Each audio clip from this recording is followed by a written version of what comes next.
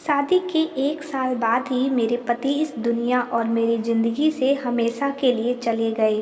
सास ने मेरी शादी अपने नाती से करवा दी जो अभी सिर्फ 14 साल का था। मैंने सोचा था मेरी शादी जिससे हुई है वो तो बच्चा है, लेकिन मेरा नाम कल्पना है। मैं बहुत ज़्यादा खूबसूरत थी, मेरी ज़िंदगी में सब कुछ ठीक था। मुझे ऐसा लगता था ज़िंदगी में फिर कभी कुछ बुरा नहीं होगा, क्योंकि मैंने कभी कुछ बुरा नहीं किया था। लेकिन वही होता है जो किस्मत में लिखा होता है। जब मैं छोटी थी तो मेरी माँ एक आदमी के साथ मुझे और मेरे पापा को छोड़कर भाग गई थी। मेरे पापा घर में ज़्यादा ध्यान नहीं देते थे और वह भी एक औरत को शादी करके ले आए। जब मैं 18 साल की हो गई तो मैं घर के सारे काम करती थी, बच्चों को ट्यूशन भी पढ़ाती थी। इसलिए मुझे सब कहते थे कि तुम्हारे पापा कभी भी तुम्हारी शादी नहीं करेंगे। एक तो उनको नौकरानी मिली हुई है, ऊपर से 15,000 तुम कमा लेती हो।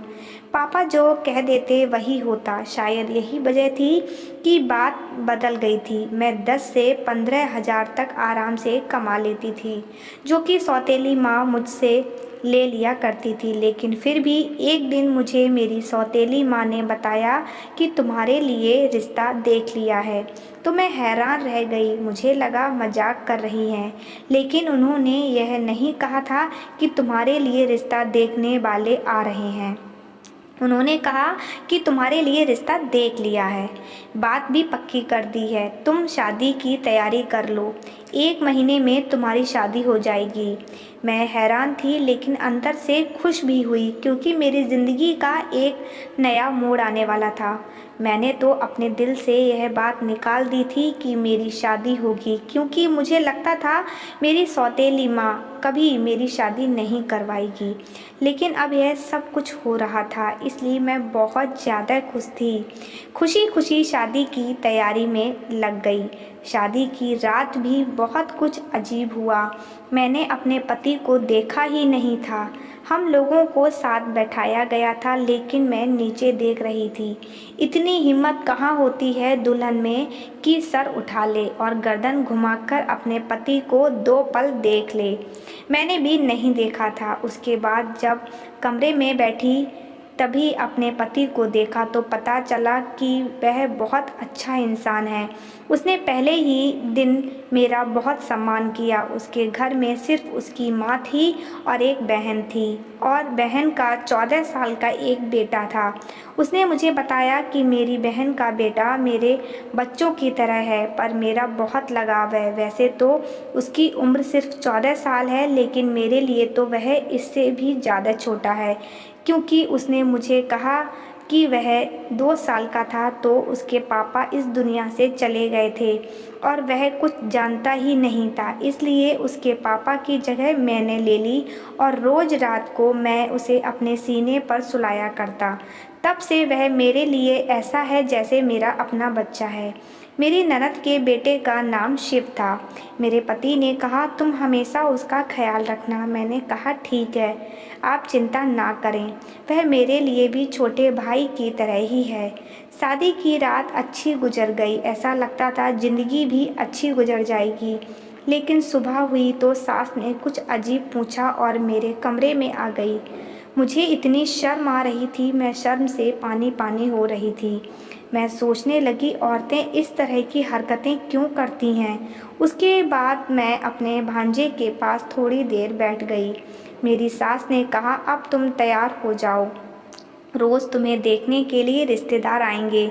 शादी धूमधाम से हुई है, जबकि इतने पैसे नहीं थे, लेकिन बारी बारी सब लोग तुम्हें देखने के लिए आएंगे और जो भी पैसे देंगे वह मुंह दिखाई में देंगे, तो वो मुझे दे देना। मैंने कहा ठीक है। मेरी सास परंपरा निभाने वाली सास की तरह ही थी, लेकिन भांजा अच्छा था। पहले मेरे साथ से ही हंसी मजाक कर रहा था, फिर उसने अजीबो गरीब किस्म की बातें शुरू कर दी। मुझसे पूछने लगा आप और मामा क्या कर रहे थे। मैंने कहा हम लोग बातें कर रहे थे। उसने कहा नहीं, आप लोग जल्दी सो गए थे, आपके कमरे की लाइट ऑफ हो गई थी। मैंने देखा था। मैं हैरान रह गई। मैंने कहा यह हमारे कमरे के बाहर बैठा था। कहीं इसने हमारी सारी बातें तो नहीं सुन ली। मुझे बहुत शर्मिंदगी हो रही थी, लेकिन वह आराम से बातें कर रहा था, जैसे उसे कुछ पता ही नहीं है। इसलिए मैंने भी ज़्यादा बात नहीं की। कहने लगा, आप कहाँ सोती हैं? मामा किधर सोते हैं? मुझे समझ नहीं आ रहा था इसे क्या जवाब दूँ। फिर पूछने लगा, क्या आप लोग एक साथ सोते हैं? मुझे बड़ी शर्मिंदगी हुई। शाम को मैंने यह बात अपने पति को बताई कि वह इस तरह से सवाल पूछ रहा था। अजीब बात है, इतने छोटे बच्चे के दिमाग में इतने सारे सवाल। मेरे पति ने कहा, मैंने तुम्हें कहा था ना कि तुम्हें उसका ख्याल रखना है।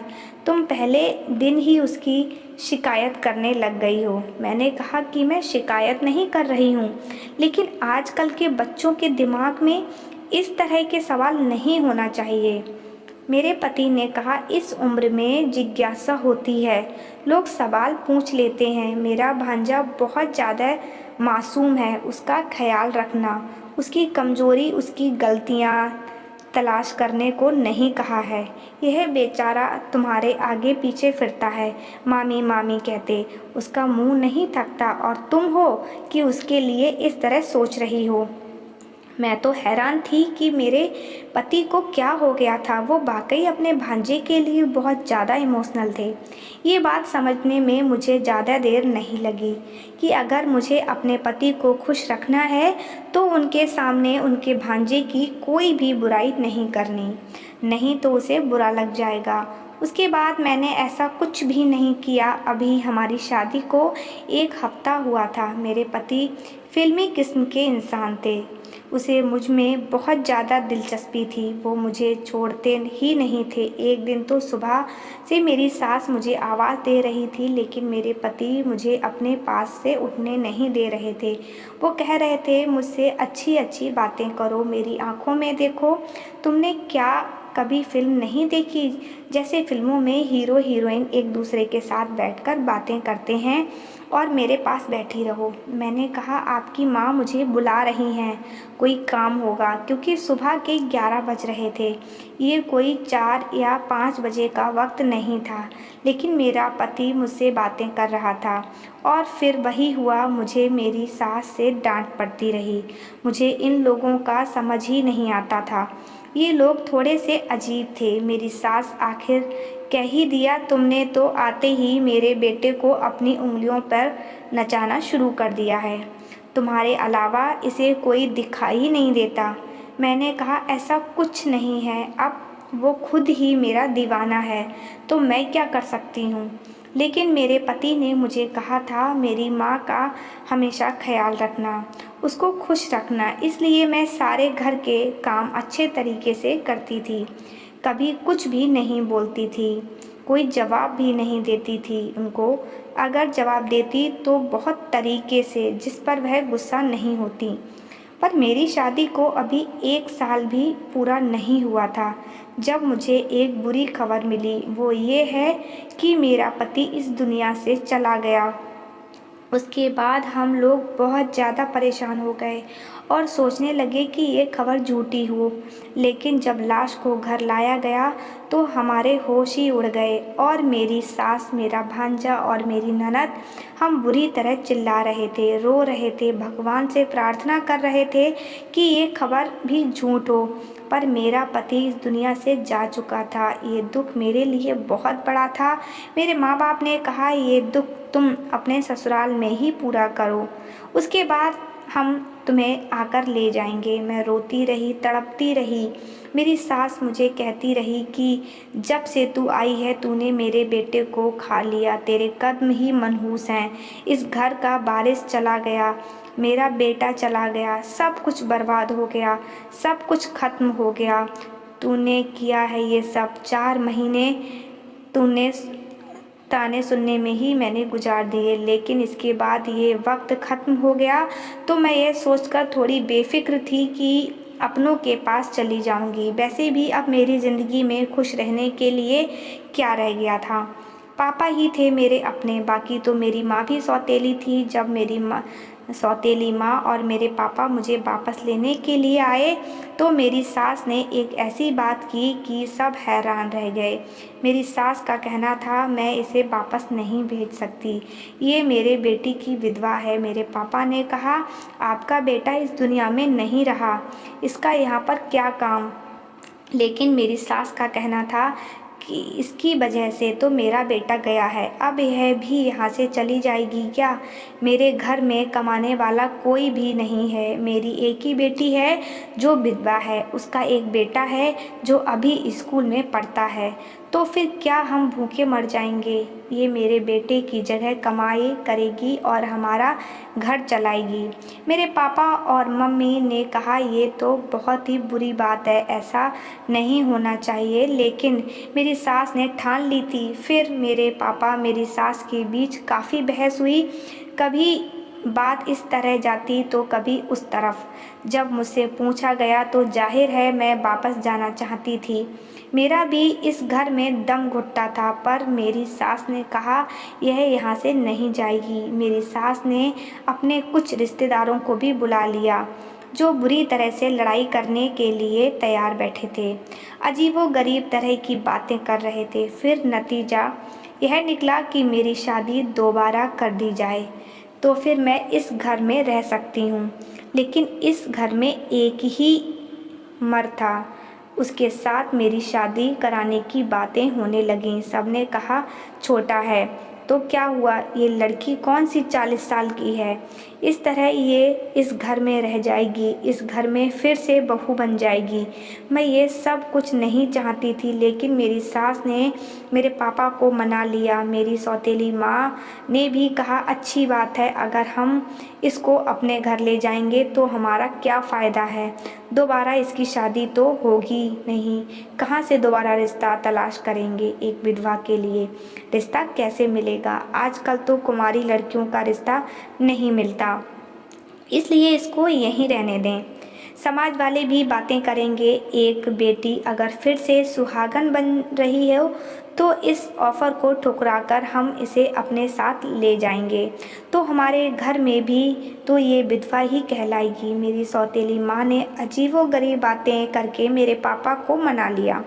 वो मुझे वहीं पर छोड़कर चले गए। कुछ दिन बाद मेरी शादी मेरे भांजे के साथ करवा दी गई, जिसको मेरा पति अपना बेटा कहता था और जिसको मैं बच्चा ही समझती थी। इतना तो मैं अपने पति की मौत पर भी ना रोई थी जितना इस बात पर रोई। चीखी चिल्लाई, लेकिन किसी ने मेरी बात ना सुनी। मेरी शादी करवा दी गई। मेरी शादी के वक्त मेरी सास ने मेरा सर ज़बरदस्ती पकड़कर मुझसे हाँ करवाया था। उसके बाद मैंने जिद कर ली कि मुझे अपने भांजे के साथ कमरे में नहीं जाना, लेकिन मेरी सास और ननद पीछे पड़ी थी। उसने कहा, आज सुहाग की रात है, आज तो कमरे में नहीं गई तो फिर से कुछ हो जाएगा, और क्या तुम मेरे दूसरे नाती को भी मारना चाहती हो। लेकिन मैं नहीं गई। अगले दिन मेरी सास ने मुझसे कहा, मुझे नौकरी करनी होगी। उसने मोहल्ले से ढेर सारे बच्चे इकट्ठे कर लिए। अब मैं रोज़ 40 से 60 बच्चों को पढ़ाती थी। मेरा दिमाग बहुत ज़्यादा ख़राब हो जाता था, मैं बहुत ज़्यादा थक जाती थी, सारा दिन घर के काम भी करती थी। एक हफ्ता इसी तरह बीत गया। मैं अपने भांजे के कमरे में जाने से घबराती थी, नहीं जाना चाहती थी। मुझे लगा वो बच्चा है, मेरा उसके साथ रिश्ता करवा दिया, बस वो अपने कमरे में रहे और मैं अपने कमरे में। उसके कमरे में जाकर क्या ही करना था। मेरी सास मेरे पीछे पड़ी थी। कुछ दिन तो इस तरह बीत गए। मैं एक दिन यह देखकर हैरान रह गई, मेरा भांजा खुद यह कह रहा था कि मेरी पत्नी को मेरे कमरे में भेजो, लेकिन मुझे पता था वो बच्चा है, उसे इस सारी बातों का पता नहीं, इसलिए वो कह रहा होगा कि उसे ये सब कुछ अजीब लग रहा है। वो खुश हो रहा है। एक तो उसकी शादी हो गई, वो भी इतनी जल्दी, उसके लिए यह सब कुछ नया है।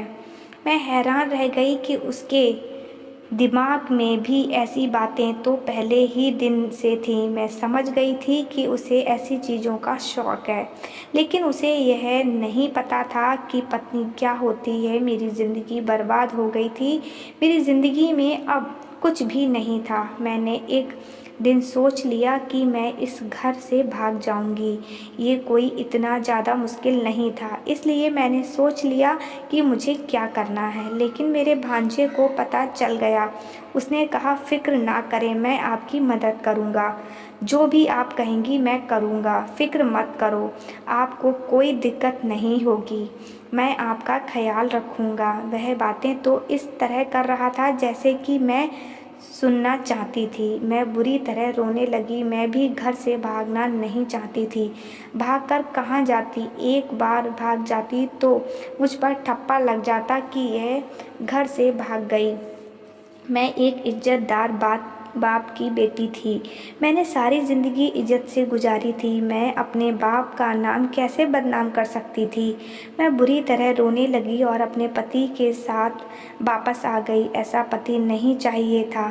मेरा दिल नहीं कर रहा था उसको पति कहने का। सुबह इस बात की आखिर मेरी ननद सास को भी हो गई, लेकिन मेरे देवर ने सब कुछ संभाल लिया, वरना मुझे बहुत डांट पड़ती और मैं ऐसा नहीं चाहती थी। उसके बाद मेरी ननद को बैठे बैठे ना जाने क्या हो गया, उसने शोर शुरू कर दिया।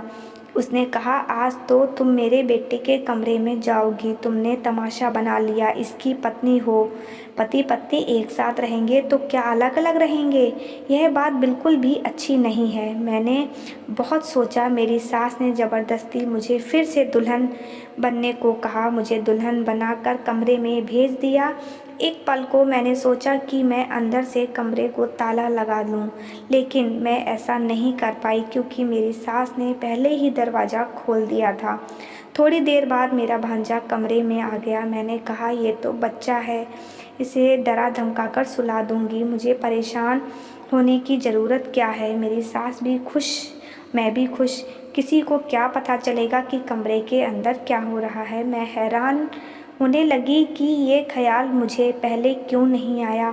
उसने मुझे कहा कि तुम बहुत प्यारी लग रही हो। मैंने कहा, ठीक है, अब तुम सो जाओ। मैं मेकअप और ज्वेलरी उतारने लगी। उसने कहा, तुम बहुत अच्छी लग रही हो। मैंने कहा, हाँ, मैं अच्छी हूँ या बुरी, इससे तुम्हें कोई मतलब नहीं, तुम चुप करके सो जाओ। मैंने उसे आखिरी बार कहा था। किसी बीबी की तरह नहीं, बल्कि शायद उसकी माँ की तरह बोल रही थी, जो डांट कर सुला देना चाहती थी। लेकिन वो मुझे ऐसी नज़रों से देख रहा था जैसे किसी ने आज तक मुझे नहीं देखा था। मैंने कहा, मेरी शक्ल क्यों देख रहे हो? चुपचाप सो जाओ। मैं अभी भी इस पर रौब जमाने की कोशिश कर रही थी, जबकि मुझे डर लग रहा था। थोड़ी देर के बाद उसने मेरा हाथ पकड़ा और मेरे मुंह पर थप्पड़ दे मारा। मैं हैरान रह गई। उसने कहा, तुम्हें तमीज़ नहीं है? अपने पति से किस तरह बात करते हैं? तुम मुझ पर चिल्ला रही हो, बेवकूफ़ औरत। मैंने कहा, तुम अभी ज़मीन से निकले नहीं हो और रोते हो पति बनने के? तुम मेरे पति नहीं हो, तुम्हारी उम्र ही क्या है? उसने कहा कि तुम मुझे पहले दिन ही पसंद आ गई थी। तुम्हें पता है, तुम्हें पाने के लिए मैंने क्या कुछ नहीं किया। अपने बाप जैसे मामा को मारना पड़ा क्योंकि मैं तुम्हें पाना चाहता था। ये सुनकर मेरी रूह कांप गई। उसने अपने मामा को खुद मारा था। उसने कहा, मैंने अपने मामा को खुद मारा था। उसने कहा, मैंने अपने मामा की कार का ब्रेक खोल दिया था, जिसकी वजह से जब वह थोड़ा आगे गया तो उसका ब्रेक पर से कंट्रोल ख़त्म हो गया और उसका एक्सीडेंट हो गया। सब ने यही समझा कि उसका हादसा हो गया है, वह दुनिया से चला गया, जबकि यह सोचना समझा प्लान था। मैं हैरान रह गई। इस आदमी ने मेरे पति को मार डाला, जिसे मैं बच्चा समझ रही थी, और अभी मेरा पति बना खड़ा है। यह कोई मासूम बच्चा नहीं था, ये एक शैतान था जिसने अपने मामा को मार डाला। इसका मामा, जो इससे बहुत ज़्यादा प्यार करता था, इसे अपने बच्चों की तरह समझता था। क्या ये ज़माना इतना बदल गया था? मुझे तो कुछ समझ नहीं आ रहा था। मैं वहाँ से भाग जाना चाहती थी, चीखना चिल्लाना चाहती थी, लेकिन उसने मुझे अपनी तरफ खींच लिया। मगर जब से मुझे ये पता चला मेरे पति की मौत नहीं बल्कि मारा गया था, तो मैं 1 हफ्ते तक बेहोश रही। सबको सब कुछ बताया, चिल्लाकर बताया, पर किसी ने मेरी बात का यकीन नहीं किया। उन्होंने कहा ऐसा हो ही नहीं सकता, ये अपने मामा को कभी भी नहीं मार सकता। तुम झूठ बोल रही हो क्योंकि तुम इससे शादी नहीं करना चाहती थी। मेरे पास एक ही रास्ता था, मैं खुदकुशी कर लेती, लेकिन मुझे किसी ने मरने भी नहीं दिया। आज भी इस तरह से ज़िंदगी गुजार रही हूँ। समझ नहीं आता कि क्या करूँ। उसके बाद ज़िंदगी इसी तरह गुजरने लगी। मुझे भगवान ने एक बेटा दिया। मैं यह सोचकर उदास थी कि मेरी किस्मत कितनी बुरी है। मेरे बेटे की किस्मत भी बुरी होगी, पर मेरी किस्मत इतनी भी बुरी नहीं थी, क्योंकि मेरे भांजे के साथ भी वही हुआ जो उसने अपने मामा के साथ किया था। मैंने उसको पुलिस के हवाले कर दिया। मैं इतने दिनों से उसके खिलाफ सबूत इकट्ठा कर रही थी। अब उसको उम्र कैद हो चुकी है। ये सदमा मेरी साथ बर्दाश्त ना कर पाई और वो भी मर गई। उसके बाद मैंने अपनी ननद की दूसरी शादी करा दी और वो भी बहुत खुश है। उसको एक अच्छा जीवन साथी मिला है और अब वो सारा घर मेरा हो गया। अब मैं अपने बेटे के साथ रहती हूँ, बच्चों को ट्यूशन पढ़ाती हूँ। मेरी ज़िंदगी इसी तरह गुजर रही है। मैंने कभी नहीं सोचा था कि मेरे साथ यह सब कुछ हो जाएगा, पर फिर भी ये सब हो गया। मैं अपने पहले पति को आज भी याद करती हूँ। मुझे उसकी बहुत याद आती है। अगर वो होते तो ये सब कुछ कभी ना होता। धन्यवाद दोस्तों।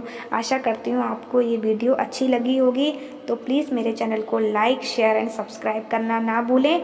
मिलते हैं एक नई वीडियो के साथ।